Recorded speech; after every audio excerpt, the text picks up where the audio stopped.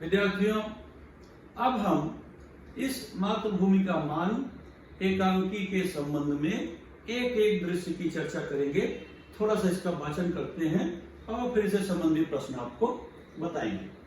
यहाँ पर देख रहे हैं पहला दृश्य। जब दृश्य शुरू होता है तो वहां पर किस तरह का वातावरण रहता है। देखिए, राव हेमू मेवाड़ के जो सेनापति हैं अभय सिंह से बात कर रहे हैं। अगर हमको मंच पर ये नाटक प्रस्तुत करना रहेगा तो उस तरह का दृश्य प्रस्तुत करना पड़ेगा। अभय सिंह महाराव सिसोदिया वंश हाड़ाओं को आदर और स्नेह की दृष्टि से देखता है, ये बात कर रहे हैं। ये सिसोदिया वंश जो है राजस्थान के वीर राजाओं का एक राजवंश है। आगे चल के महाराणा प्रताप भी इसी सिसोदिया वंश के राजा हुए। आदर की दृष्टि देखता। राव हेमू, तो फिर आप बूंदी को मेवाड़ की अधीनता स्वीकार करने की बात को लेकर आज्ञा क्यों आए हैं। अभय सिंह, महाराज, हम राजाओं की राजपूतों की छिन्न भिन्न संगठित शक्ति की अत्यंत एक करने की आवश्यकता है और हम चाहते हैं कि एक केंद्र के अधीन हो।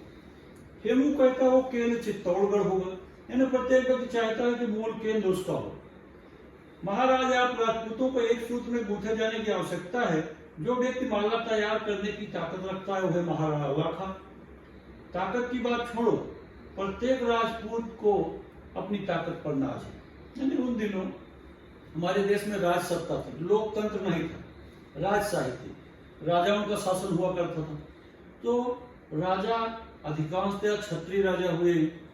प्रत्येक राजा को अपने राजवंश पर, अपनी ताकत पर नाज है, किंतु अनुशासन का अभाव देश के टुकड़े किया है। यही अनुशासन का अभाव जो था आगे चल करके देश के टुकड़े किया। विदेशी शासकों का हमारे देश में प्रवेश हुआ, मुगल आए, मुस्लिम सत्ता का आविर्भाव हुआ, 400-500 वर्षों तक उनका शासन रहा। इसके बाद देश में अंग्रेज आए, अंग्रेजों ने शासन किया। इसका कारण क्या था? अनुशासन का अभाव। आपस में जो राजा थे आपस में लड़ा करते थे, एक दूसरे की मदद नहीं करते थे। इसी का फायदा उठा करके बाहर के लोगों ने देश पर आक्रमण किया और धीरे धीरे देश की सत्ता उनके हाथों में चली गई। इस तरह से अनुशासन का अभाव के कारण देश के टुकड़े हुए। इस तरह वो लोग आपस में बातचीत करते हैं। अनुशासन मानने को हाड़ा वंश तैयार है, किंतु वह किसी के अधीन रहना नहीं चाहता, किसी की सेवा करना पसंद नहीं करता है। इस तरह से अभय सिंह, राव हेमू और उन लोगों की आपस में बातचीत होती रहती है।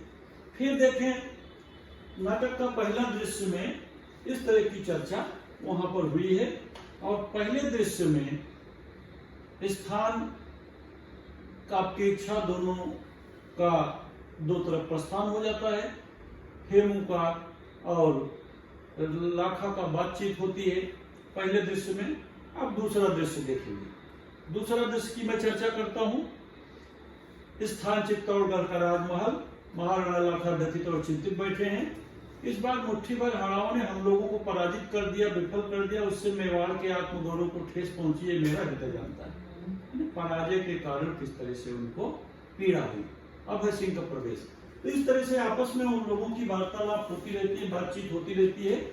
और फिर इस बातचीत के बीच में जो प्रश्न आता है कि किस तरह से बूंदी को अपने अधीन किया जाए।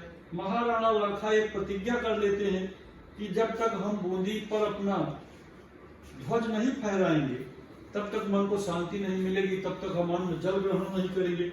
इस तरह की प्रतिज्ञा कर लेते हैं। ऐसी प्रतिज्ञाएं कभी कभी लोग जाने अनजाने में ऐसी कोई प्रतिज्ञा कर लेते हैं, कोई संकल्प ले लेते हैं कि जिसके कारण उनको संकट पैदा हो जाता है। जैसे यहाँ पर महाराणा ने निश्चय कर लिया कि जब तक विजय नहीं पाऊंगा तब तक अन्न जल ग्रहण नहीं करूंगा। अब दूसरे राज्य पर युद्ध होगा, कितने दिन लगेंगे, महीने लग सकते हैं, वर्षों लग सकते हैं। तो कोई व्यक्ति अन्न जल के बिना कितने दिनों तक जीवित रह सकता है। अतः इस तरह की अनसुलझी पहेली, बिना सोच समझे मुझे इस तरह की प्रतिज्ञा करना भी कई बार लोगों के लिए हानिकारक हो जाता था। यहाँ पर अब जो स्वमत अभिव्यक्ति का प्रश्न है, इस गद्य पाठों में जो प्रश्न है, पाठ से संबंधित कुछ प्रश्न हैं, स्वमत अभिव्यक्ति के प्रश्न हैं, उनकी हम चर्चा करते रहते हैं। परिच्छेद का आशय 8-10 वाक्यों में लिखिए। यानी आपने जो परिच्छेद पढ़ा उसका आशय में महत्वपूर्ण क्या है?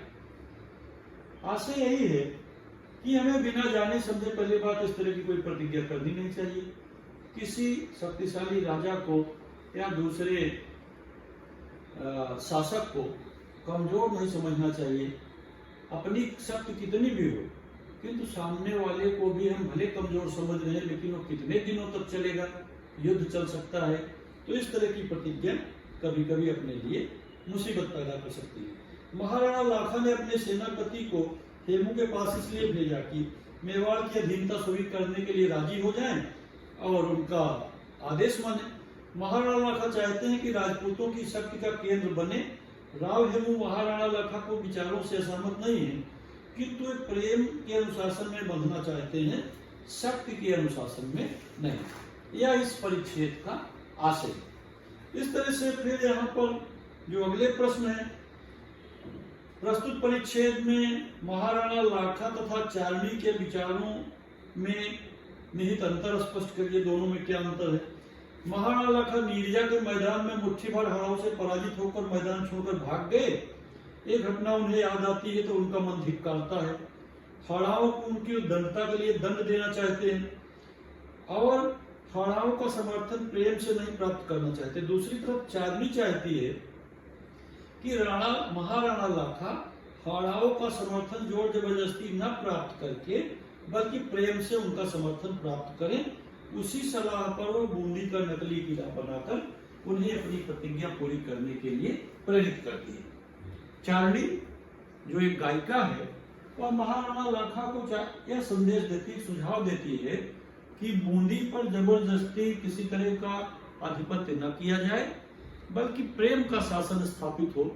अब चूंकि महाराणा लाखा ने एक प्रतिज्ञा कर लिया है कि जब तक बूंदी पर उनका अधिकार नहीं होगा वे अन्न नहीं ग्रहण करेंगे, तो चारणी एक सुझाव देती है कि बूंदी का एक नकली दुर्ग बनाया जाए और महाराणा लाखा उसे ध्वस्त कर वहां अपनी विजय पताका फहराएं।